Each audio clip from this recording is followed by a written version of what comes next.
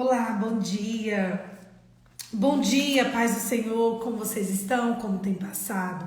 Hoje foi o dia que o Senhor fez, vamos alegrar nele. Hoje nós vamos continuar a leitura do livro de 2 Crônicas. Vamos lá, vamos começar? Hoje nós vamos ler 2 Crônicas 21. Eu vou começar a ler do versículo 3, porque o versículo 1 e 2 ele era seguimento de ontem, tá? O reinado de Jeorão, de Judá. Jeorão tinha irmãos, filhos de Josafá. Eles se chamavam Azarias, Jeiel, Zacarias, Azarias, Micael e Cefatias. Eles eram todos filhos de Josafá, rei de Judá. O pai dele lhes deu muitos presentes de prata, de ouro, de coisas preciosas, além de cidades fortificadas em Judá. Porém, o reino de Jeorão, o reino deu o reino a Jeorão, por ser o primogênito.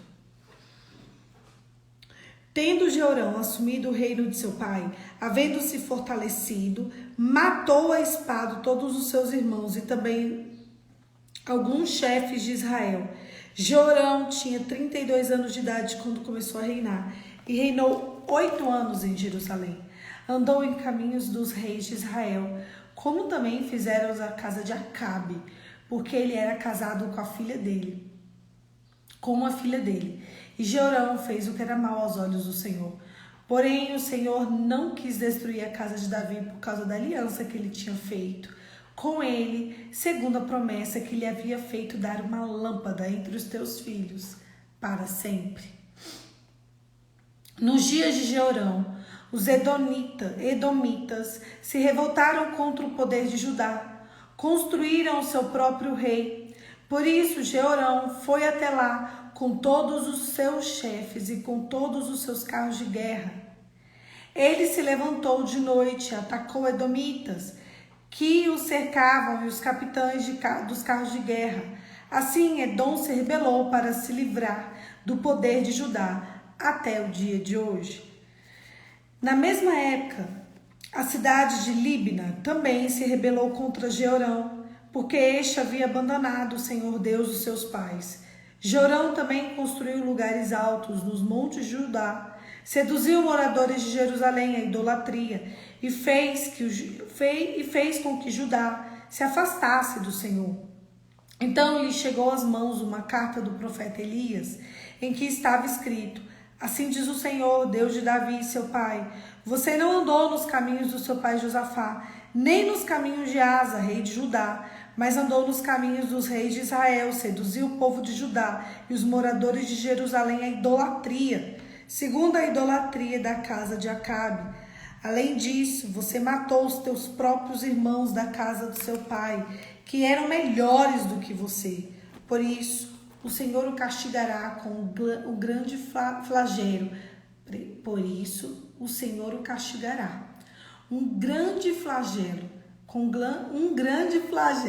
este povo do qual você é rei, bem como os teus filhos e as mulheres que você tem, e todas as suas posses. Você terá uma doença grave nos seus intestinos, doença que aumentará dia após dia, até que os seus intestinos saiam do corpo. O Senhor despertou contra Jeorão o ânimo dos filisteus, dos árabes, que moravam perto dos etíopes. Estes subiam contra o reino de Judá e o invadiram. Levaram embora todos os bens que encontraram do palácio real, inclusive os filhos e as mulheres dele. Assim não deixaram os filhos algum, a não ser Jeoacás, o mais moço deles. Depois de tudo isso, o Senhor feriu Jeorão com uma doença incurável dos intestinos. A doença ia aumentando dia após dia, e ao final de 2 anos os intestinos saíram por causa da doença.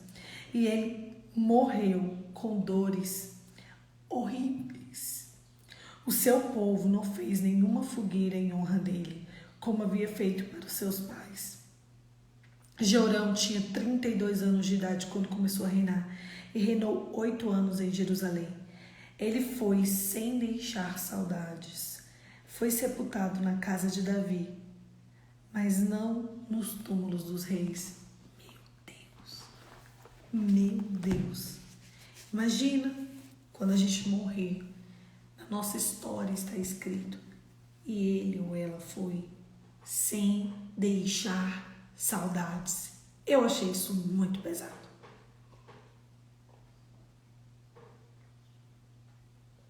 Vocês fazem ideia do que é isso? Sabe o que é uma pessoa embora dessa terra sem deixar saudades? Significa que ela não fez nada o que era bom. Significa que seus passos foram totalmente para si. Muito pesado, isso mesmo. E ela foi sem deixar saudades. Uma vez eu fui no enterro. Foi pesado esse enterro. Era de um homem mau, mas era um conhecido. Então eu fui. Muitas pessoas da minha família também estavam lá. A viúva disse assim: geralmente nos enterros a gente costuma lembrar do que as pessoas fizeram de bom, de como elas foram boas. Mas eu quero dizer quem é esse homem que está sendo enterrado hoje aqui. Ele é mau. Ele está indo sem deixar saudades. Ele foi muito arrogante. Ele foi muito ignorante. Ele fez essa maldade. Eu estou aqui cumprindo a minha função de esposa, de ir até o fim. Eu me comprometi em Deus em ir até o fim, eu vou até o fim. Mas esse homem vai embora sem deixar saudades. E eu lembro que nesse enterro eu achei tão triste, porque é um enterro tão vazio. Vazio de sentimento, vazio de tristeza, vazio de pessoas. Foi um enterro com menos pessoas que eu já fui na minha vida. E quando aquela mulher, ela falou, ele tá indo sem deixar saudades. Não desse jeito, né? Mais ou menos assim. Eu me lembrei daquele homem. Ele foi sem deixar saudades. Eu podia contar na palma das minhas mãos a quantidade de pessoas que estavam naquele enterro. Um enterro vazio, um enterro sem ninguém. Um enterro com pouquíssimas pessoas. Um enterro triste, porque era uma pessoa que não fazia questão de ninguém. Era uma pessoa que ela não gerava expectativa no coração de ninguém. Então, fulano morreu. Morreu, poxa. Tá. Quando você morrer, como que você quer que esteja escrito a tua história? Quando Josafá morre, que é o pai de Jorão, ele deixa saudades. O texto começa contando os filhos de Josafá. Ele tinha vários filhos. E a Bíblia diz assim: o pai deles, que é o Josafá, lhes deu muitos presentes. De prata, de ouro e coisas preciosas, além de cidades fortificadas. O pai, que era o Jeorão, ele andou nos caminhos do Senhor, vocês lembram? Só que Josafá, Jeorão, desculpa. Não, Josafá, que era o pai, ele andou nos caminhos do Senhor. Só que Jeorão, ele era o filho mais velho. Então ele assumiu o reinado. Josafá deu para o filho. Só que ao invés do filho seguir os caminhos do pai, o filho decidiu seguir os caminhos da família da esposa, que ele se casou com uma das filhas de Acabe. Acabe era o rei de Israel. Nós estamos falando do reinado de Judá. Lembra que a casa ficou dividida? Judá para um lado, Israel para o outro. Quando acontece isso, e ele casa com uma das filhas de Acabe, Acabe era um rei muito mau. Ele fez tudo o que era errado. Ele decide seguir os caminhos da sua esposa, ao invés do seu pai. Primeiro ele mata os seus irmãos. Olha que irmão legal, ele matou os seus irmãos. Depois ele começou a fazer coisas horríveis. Ele incentivou o povo a prestar idolatria. Então ele saiu construindo, ele se tornou idólatra, ele trouxe de volta a idolatria para Israel. Então o profeta chega nele, manda uma carta e diz: porque você fez tudo isso, vai vir uma doença terrível sobre os seus intestinos e você vai morrer. 2 anos depois, ele começou com uma doença que durou 2 anos. A Bíblia diz que ele morreu com dores horríveis. Você tem noção como esse homem passou 2 anos sendo fustigado? Mas a maldade que ele sofreu nem se comparou à maldade que ele prestou nessa terra. Esses dias eu conversava com uma mulher e ela falava assim: Polly, quando é que começa a lei da semeadura? Eu ri. Gente, a lei da semeadura, ela acontece toda hora. Às vezes a pessoa tá rindo, tá tranquila, tá se achando. Mas ali ela tá ali com uma doença horrível. Ali ela tá ali com uma depressão profunda. Ali ela tá ali sendo fustigada de algum jeito. Vem um atormentador para não trazer paz.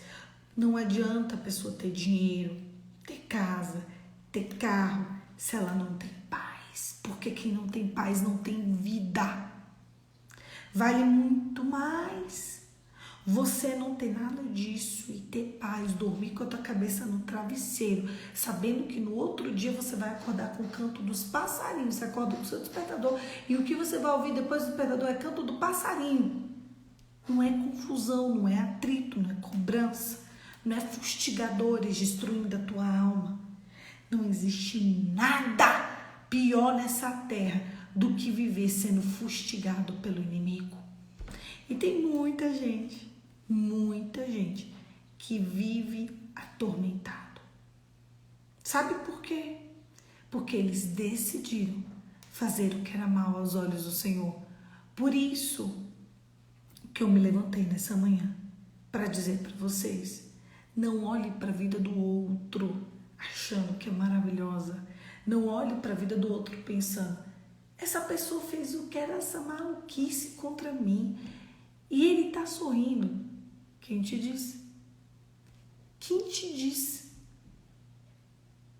Um rei, ele passou os 2 últimos anos governando com dores horríveis no seu intestino. E essa doença o matou e ele foi embora sem deixar saudades. E o povo nem honra prestou a ele.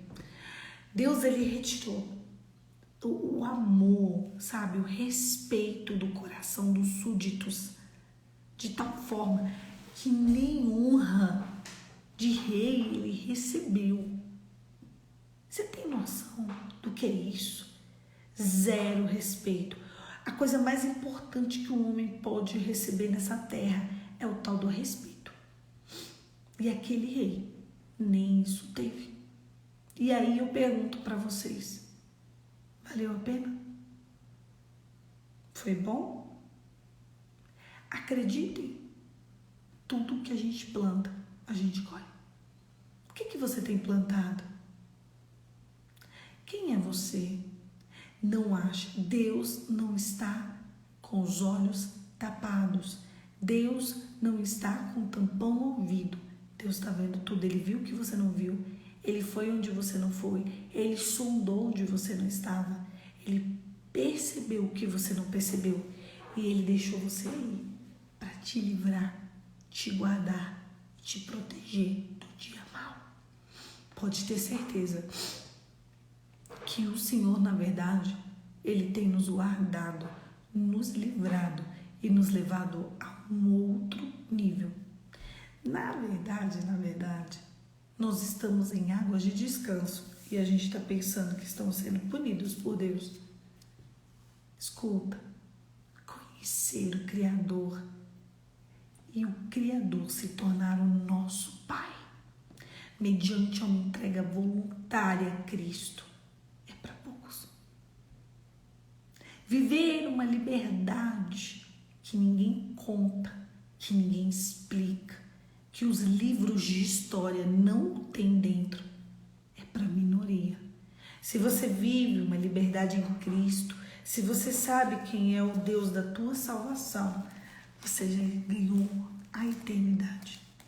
Eu sei que hoje, com todos os nossos conflitos, desafios, dores, eu ficar falando só de eternidade parece que é algo tão distante, mas não é.